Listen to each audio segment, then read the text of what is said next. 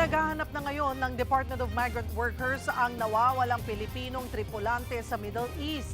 Yan ay matapos dumaan ang sinasakyan nitong tugboat sa Strait of Hormuz. Yan at iba pang update. Nasa frontline ng balitang yan, si Camille Samonte. Paano mga katya si Daddy? Lalaki ng alon. Lahat kami, tinan mo yung buhok ni Daddy, hindi kami nakapag-ayos. Hindi ba kami nakakarating dun sa pupuntahan namin?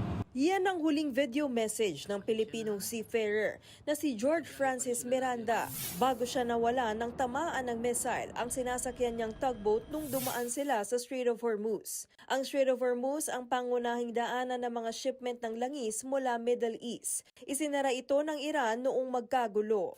Noong March 5, nakausap pa ng kanyang misis si Miranda. Ang sabi niya, yung pupuntahan pala namin, yung binomba.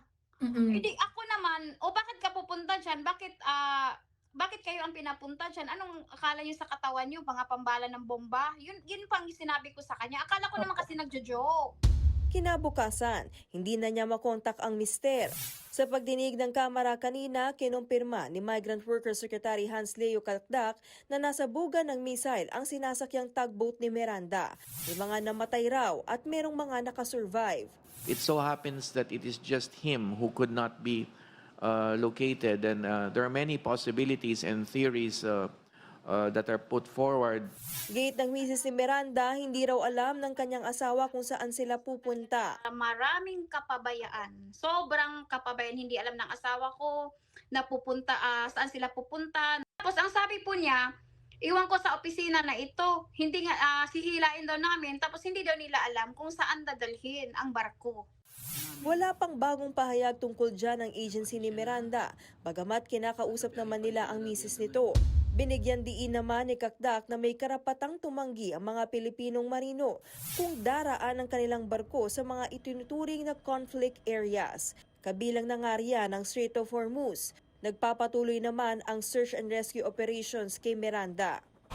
Kasabay niyan, sinimulan na rin ng OWA at DMW ang repatriation o pagpapauwi sa mga kababayan natin sa Middle East. Sa ngayon, 307 na Pilipino na ang napauwi sa Pilipinas mula sa Middle East.